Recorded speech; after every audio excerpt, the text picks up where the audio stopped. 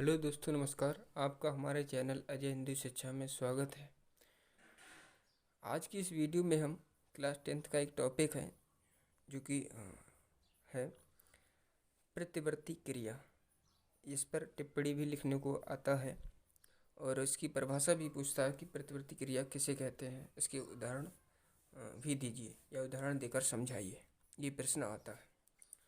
जो UP board class 10th विज्ञान के पेपर में 2020 के ये प्रश्न आया था कि प्रतिवर्ती क्रिया पर टिप्पणी लिखिए। 4 नंबर का था शायद। तो चलो वीडियो को स्टार्ट करते हैं। हमने सरल भाषा में आपको 2 डेफिनेशन लिख के दिखाई हैं, जो आपको पसंद आए वो लिख सकते हैं। तो ये प्रश्न आता है कि प्रतिवर्ती क्रिया किसे कहते हैं, उदाहरण देकर समझाइए। कई तरह से आपसे प्रश्न पूछ सकता है, जरूरी नहीं मतलब ये पूछे, टिप्पणी भी पूछ सकता है। तो पहली डेफिनेशन क्या है कि हमारे शरीर में कुछ ऐसी क्रियाएं होती हैं जिन पर मस्तिष्क का कोई नियंत्रण नहीं होता है।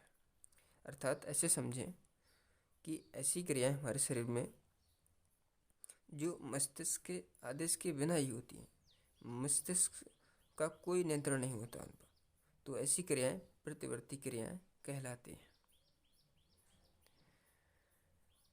यदि आपको ये मतलब बड़ी लग रही है तो ये भी लिख सकते हैं, अथवा में हमने लिखी है कि हमारे शरीर में अनायास मीन्स होता है अचानक होने वाली क्रियाएं ही प्रतिवर्ती क्रियाएं कहलाती हैं। ये भी आप लिख सकते हैं, ये शॉर्ट में मतलब हो गई। जो आपको ठीक लगे वो लिख सकते हैं। सीधी सिंपल सी बात है कि हमारे शरीर में होने वाली वे क्रियाएं जिन पर मस्तिष्क का कोई नियंत्रण नहीं होता, जो मस्तिष्क के आदेश के बिना होती हैं, वो प्रतिवर्ती क्रियाएं कहलाती हैं।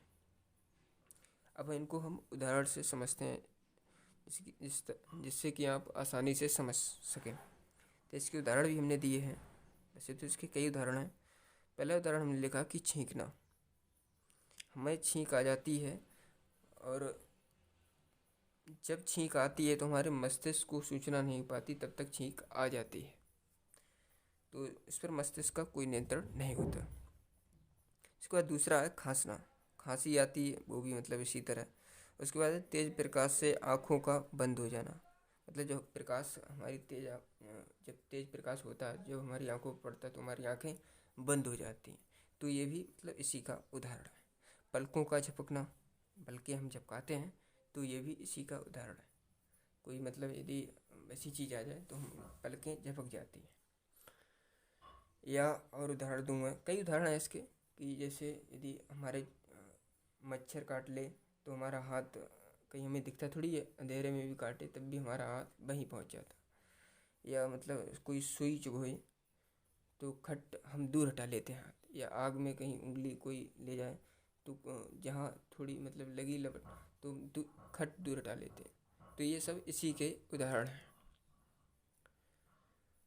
तो आशा करता हूँ आपको मतलब समझ में आ गया होगा किस तरह इसकी डेफिनेशन लिखनी है। तो आप ये भी लिख सकते हैं, ये भी मीन जी ये आपको समझ में आनी चाहिए, फिर आप अपनी भाषा में लिख सकते हैं। तो यदि वीडियो पसंद आई है तो वीडियो को लाइक करें, चैनल को सब्सक्राइब करें और हाँ, कमेंट में लिखना ना भूलें कि वीडियो कैसी लगी। तो मिलते हैं अगले वीडियो में एक नई वीडियो के साथ। Thanks for watching this video.